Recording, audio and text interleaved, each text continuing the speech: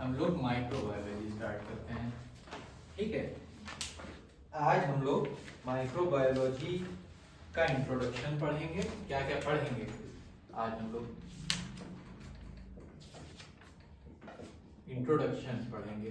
ठीक, माइक्रोबायोलॉजी है क्या ये बताएंगे पहले, फिर बताएंगे कि कितनी टाइप्स की हैं, फिर बताएंगे इसकी ब्रांचेस क्या हैं, माइक्रोबायोलॉजी की ब्रांचेस क्या क्या हैं। इंट्रोडक्शन देते हैं सबसे पहले, माइक्रोबायोलॉजी है क्या। देखो, माइक्रोबायोलॉजी वर्ड जो बना है वो दो चीजों से बना है, माइक्रो बायोलॉजी। ठीक, बायोलॉजी का मतलब क्या है? स्टडी ऑफ किसकी? ना, ह्यूमंस नहीं, लिविंग ऑर्गेनिजम्स, जिंदा चीजों की स्टडी को बायोलॉजी कहते हैं, ह्यूमंस की स्टडी को नहीं, लिविंग ऑर्गेनिजम्स की स्टडी को।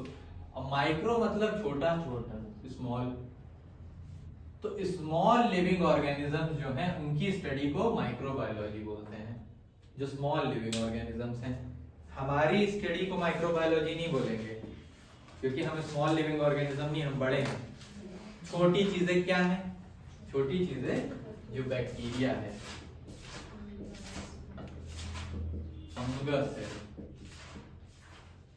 और बोलो क्या क्या है, वायरस है, और क्या क्या है, एल्गी।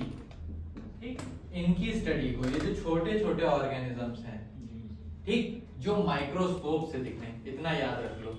माइक्रोबायोलॉजी उन लिविंग ऑर्गेनिजम्स की स्टडी है जो माइक्रोस्कोप से दिखेंगे। माइक्रोस्कोप ही यूज करेंगे तभी माइक्रोबायोलॉजी पढ़ पाएंगे। तो माइक्रोबायोलॉजी में वही चीजें पढ़ेंगे जो माइक्रोस्कोप से देखें। वो क्या क्या है? बैक्टीरिया है, फंगस है, वायरस है, ये सारी चीजें पढ़ते हैं। जैसे ये सारे जो ऑर्गेनिजम्स हैं, जितने ये ऑर्गेनिजम्स हैं, ठीक, इनकी अपनी अपनी स्टडी को क्या बोलते हैं, इनके नाम भी मालूम होने चाहिए हमें। जैसे हम क्या बोल रहे हैं, माइक्रोबायोलॉजी तो इन सब की स्टडी होगी। अगर हम बैक्टीरिया की माइक्रोबायोलॉजी पढ़ रहे हैं, बैक्टीरिया की माइक्रोबायोलॉजी, उसको क्या बोलेंगे? बैक्टीरियोलॉजी।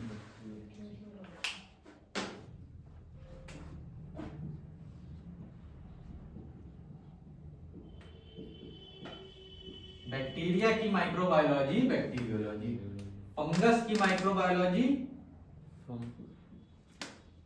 माइकोलॉजी, वायरस की माइक्रोबायोलॉजी वायरोलॉजी। ठीक, एल्गी की माइक्रोबायोलॉजी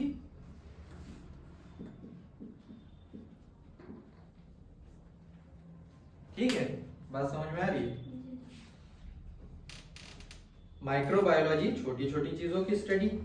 ठीक, छोटी छोटी चीजें क्या हैं? जो माइक्रोस्कोप से दिखे और जिंदा, लिविंग। ठीक, इनकी स्टडी को माइक्रोबायोलॉजी बोलते हैं। और इनमें जो स्पेसिफिक चीजें हैं, जैसे बैक्टीरिया की जब स्टडी कर रहे हैं तो बैक्टीरिया की माइक्रोबायोलॉजी को क्या बोल रहे हैं? बैक्टीरियोलॉजी। वायरस की स्टडी कर रहे हैं तो वायरोलॉजी। फंगस की स्टडी को कर रहे हैं माइकोलॉजी, और एल्गी की स्टडी को कर रहे हैं तो फाइकोलॉजी। फंगस क्या होता है? फफूंदी। जो फफूंदी होती है उसको फंगस बोलते हैं, हिंदी में लिख लीजिएगा। ठीक है, अलग अलग जितनी भी तरह की फफूंदी हैं वो फंगस कहलाती हैं। ठीक है, तो अब ये सोच रहे हो कि फफूंदी तो आंख से दिख रही है, नहीं, उसके अंदर ढेर सारी फफूंदी के ऑर्गेनिजम्स हैं।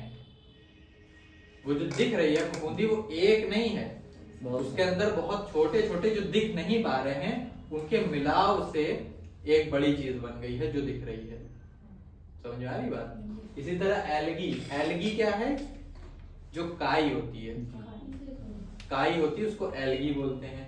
तो जो काई है वो भी आंखों से दिख रही है, इसका मतलब ये नहीं कि वो माइक्रोबायोलॉजी का पार्ट नहीं है। वो काई के जो छोटे छोटे ढेर सारे माइक्रो ऑर्गेनिजम्स हैं उनसे मिलके दिख रही है वो बड़ी होके। ठीक, तो उसकी जो इंडिविजुअल है, अकेला जो है, वो छोटा सा है और वो माइक्रोस्कोप से दिखता है।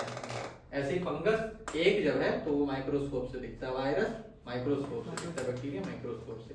लेकिन जब ये फंगस ढेर सारे मिलते हैं और एक जगह जमा होते हैं तब ये बड़ा सा दिखने वाला एक स्ट्रक्चर बना लेते हैं। तो वो स्ट्रक्चर है वो ऑर्गेनिज्म नहीं है, उसके अंदर सैकड़ों करोड़ों लाखों ऑर्गेनिज्म है उसके अंदर।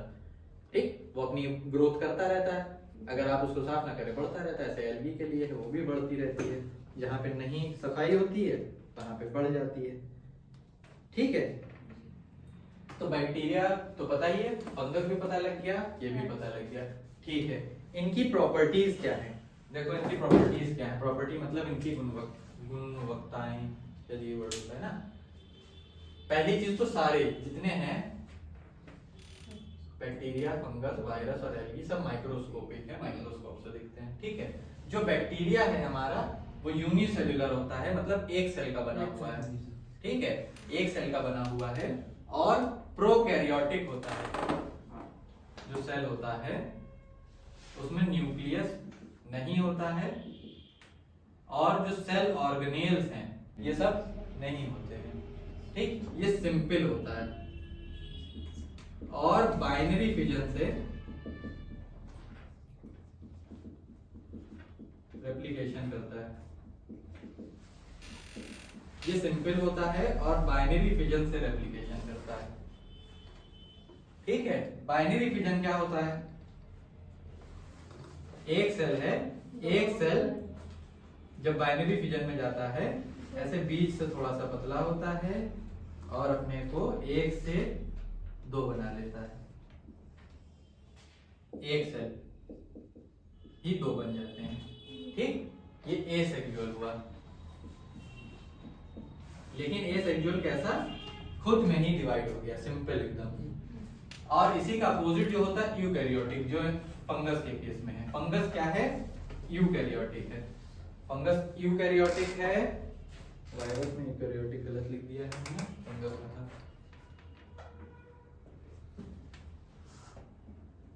ठीक, यूकैरियोटिक मतलब इसके सेल के पास में न्यूक्लियस भी है और ये वाले ऑर्गेनेल्स भी हैं। ठीक, तो ये कॉम्प्लेक्स सेल होता है, मुश्किल, और इसका सिंपल सेल होता है।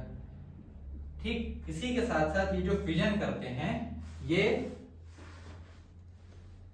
एसेक्सुअल रिप्रोडक्शन से करते हैं। ठीक, एसेक्सुअल रिप्रोडक्शन से करते हैं। वायरस माइक्रोस्कोपिक है, ए सेल्यूलर है। ए सेल्यूलर का मतलब क्या हुआ? ना, ए सेल्यूलर का मतलब एक सेल नहीं, उसको तो यूनिसेल्यूलर बोला गया। एक सेल का यूनि, फिर अलग नाम क्यों दे रहे हैं? ए सेल्यूलर मतलब सेल का नहीं बना हुआ है ये। वायरस सेल का स्ट्रक्चर नहीं होता है, याद रखने वाली चीज है। वायरस इन सारे तरह के बैक्टीरिया जो हैं, तो सॉरी माइक्रो ऑर्गेनिज्म जो हैं उनसे अलग है दो चीजों में। पहली चीज तो ये ए सेल्यूलर है, ये सब सेल्यूलर होते हैं, कोई भी ऐसा नहीं है जो सेल्यूलर ना हो, लेकिन ये ए सेल्यूलर है, ये सेल नहीं है। पहली चीज ये हो गई, ये सेल नहीं है। इसके पास माइक्रो ऑर्गेनेल्स जो अंदर के होते हैं वो सब कुछ नहीं है। सिर्फ इसके पास एक चीज है जो इसको जिंदा बनाती है, वो इसके पास डीएनए और आरएनए होता है,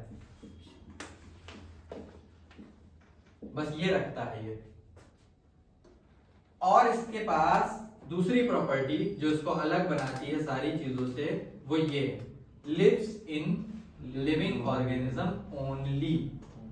ये किसी लिविंग ऑर्गेनिज्म में जब जाता है तब ये जिंदा होता है बस, और जब ये बाहर पड़ा होता है तब ये डेड होता है।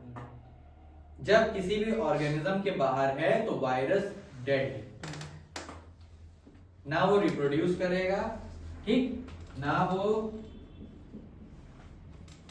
रिप्रोड्यूस एक से दो बनेंगे, ना वो ग्रो करेगा, कुछ नहीं करेगा, वो डेड होता है। और जब किसी भी लिविंग ऑर्गेनिज्म में जाएगा तब वो जिंदा होता है, तब वो रिप्रोड्यूस करता है, तब वो बढ़ता है, तब अपने डीएनए को रेप्लिकेट करता है। डीएनए का रेप्लिकेशन भी बाहर नहीं हो रहा है, अंदर जाके होगा सब ये काम। इनमें ये चीज नहीं होती है। बैक्टीरिया बाहर भी ग्रो करता है, अंदर भी ग्रो करता है। फंगस बाहर भी ग्रो करता है, अंदर भी ग्रो करता है। एलगी बाहर भी ग्रो करती है, बॉडी के अंदर भी ग्रो करती है, ठीक। ऐसे ही प्रोटोजोआज होते हैं, ये भी बाहर भी ग्रो करते हैं, अंदर भी ग्रो करते हैं, लेकिन वायरस बाहर ग्रो नहीं करता है। इसको जरूर कोई ना कोई होस्ट चाहिए है, होस्ट, मेजबान चाहिए इसको। मेहमान के लिए मेजबान होता है, जो मेहमान की खातिरदारी करे, उसको इंग्लिश में कहा जाता है होस्ट। इसको जरूरी है कि ये इसको कोई होस्ट करे। जब होस्ट कोई करेगा तभी ये ग्रो करेगा, वरना ये डेड रहेगा। वायरस का स्ट्रक्चर देख लीजिए। वायरस एक ऐसी चीज है, बस ये इसमें डीएनए रखा होता है, इसके पैर होते हैं, ये है वायरस का स्ट्रक्चर। और ऐसा ही दिखता है माइक्रोस्कोप में वायरस, ठीक। ये उसका केज होता है, केज, ये फिर लिम्स होते हैं, और ये अंदर बस डीएनए ऐसा होता है, अंदर डीएनए या आरएनए, डीएनए और आरएनए, एंड नहीं, और या आरएनए होगा या डीएनए होगा, दोनों चीजें नहीं होंगी इसके पास। लेकिन इन सब के पास डीएनए भी होता है, आरएनए भी होता है। इनके न्यूक्लियस के अंदर डीएनए होता है, माइक्रो जो होता है क्या कहते हैं, एनर्जी हाउस, क्या नाम होता है, माइटोकॉन्ड्रिया, उसमें आरएनए होता है। माइटोकॉन्ड्रिया में आरएनए होता है, एमआरएनए जिसको बोलते हैं। टाइप ऑफ आरएनए कितने हैं बताओ? मतलब साइटोलॉजी रिवाइज करके आएंगे सब लोग। MRNA, tRNA, rRNA. RRNA ribosomal RNA होता है, एमआरएनए माइटोकॉन्ड्रिया का आरएनए होता है, ठीक। तो इन सब में अपने अपने आरएनए भी हैं, डीएनए भी हैं, लेकिन उसमें सिर्फ और सिर्फ डीएनए या आरएनए एक चीज होती है। वायरस ऐसा होता है, बैक्टीरिया का शेप कुछ भी हो सकता है। ऐसे ही जो फंगस है, फंगस का शेप ऐसा होता है, लंबे लंबे होते हैं, ऐसे ग्रो करते हैं, ये फंगस होते हैं। एल्गी, एल्गी के सेल्स ऐसे होते हैं, एक दूसरे से चिपक के लीचे लीचे और गीले गीले से होते हैं, ऐसे ढेर सारे एक दूसरे से चिपक जाते हैं, ठीक। वायरस हो गया, वायरस की खासियत बता दी। ऐसे ही फंगस, वो एल्गी जो है, एल्गी के पास भी एक खास चीज है।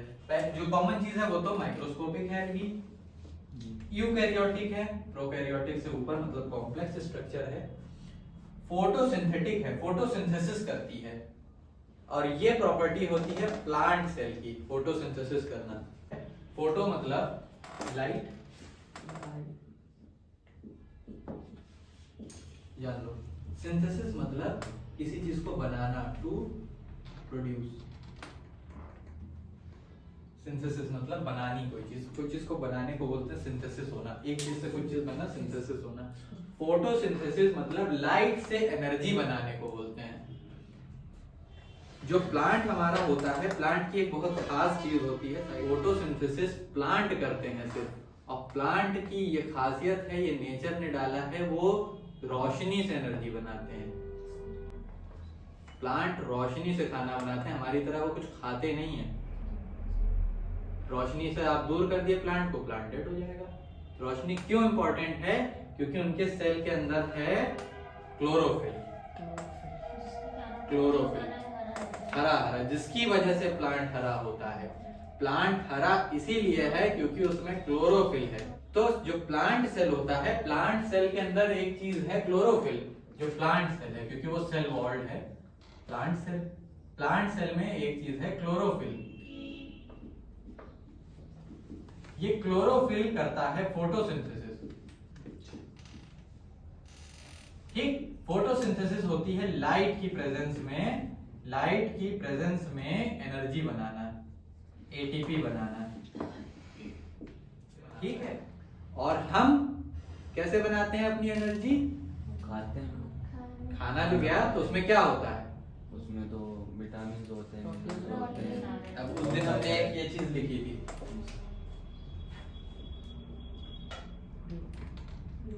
ग्लूकोज। ये टूट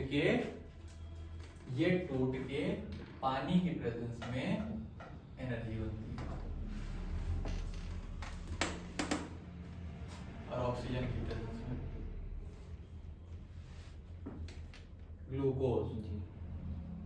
C6H12O6 ये टूटता है जब, तब एनर्जी बनती है। और इनके में क्या होता है, C6H12O6 नहीं होता है, ये सिर्फ CO2 और H2O को लेते हैं। एक और खास बात, प्लांट बहुत इंटरेस्टिंग चीज है। एक चीज तो अभी ये पता लगी कि एनर्जी वो किससे बना रहे हैं, रोशनी से बना रहे हैं। प्लांट के लिए सुना है कि वो CO2 लेते हैं और O2 निकालते हैं, और हम जी। O2 लेते हैं, CO2 निकालते हैं। क्यों? हमारी जो लिविंग चीज, कोई भी लिविंग चीज है, उसके लिए 3 सबसे इंपॉर्टेंट तत्व हैं, कार्बन, हाइड्रोजन और ऑक्सीजन। ठीक, ऑक्सीजन, यहाँ हम उस ऑक्सीजन को नहीं कह रहे हैं जो एयर में O2 है, हम सिर्फ O कह रहे हैं, O ऑक्सीजन, ऑक्सीजन का मॉलिक्यूल, हाइड्रोजन का मॉलिक्यूल और कार्बन का मॉलिक्यूल। ठीक, जब 2 ऑक्सीजन के मॉलिक्यूल बनते हैं तो O2 बनता है, जिसको O2 ऑक्सीजन, जो एयर वाली ऑक्सीजन है, जो गैस भर के आती है ऑक्सीजन, वो बोलते हैं। वो नहीं कह रहे, ऑक्सीजन का मॉलिक्यूल होना चाहिए, हाइड्रोजन का मॉलिक्यूल और कार्बन का मॉलिक्यूल। ये आधार है लिविंग चीज का, जिंदगी का आधार है ये। इसी के अलग अलग प्रकार की चीजें मिलती हैं, अलग अलग तरीके से ये मिलता है। कार्बन और हाइड्रोजन और ऑक्सीजन आपस में अलग अलग तरीके से मिलके कोई केमिकल बना देता है, जो हम लेते हैं किसी ना किसी तरीके से। जैसे कि हम शुगर खा रहे हैं, जो शक्कर खा रहे हैं, उसमें ग्लूकोज है, फ्रक्टोज है, माल्टोज है, ये सब टाइप ऑफ शुगर्स हैं। ये सब कार्बन, हाइड्रोजन, ऑक्सीजन के मिलके बनी है। जो एयर ले रहे हैं उसमें ऑक्सीजन है, जो 2 O2 मॉलिक्यूल से मिलके बना है। जो पानी ले रहे हैं उसमें H2O है, हाइड्रोजन और ऑक्सीजन से मिलके बना है। उसके अलावा जितने भी हम चीजें खा रहे हैं, पी रहे हैं, उसका सेवन कर रहे हैं, जो हमारे काम उसमें से बॉडी के अंदर जा रहा है, उसमें या कार्बन है, हाइड्रोजन है, ऑक्सीजन है। ये आधार है। और सिर्फ हमारे लिए नहीं, इन माइक्रो ऑर्गेनिजम्स का भी। हम माइक्रो ऑर्गेनिज्म जब बोल रहे हैं, माइक्रो ऑर्गेनिज्म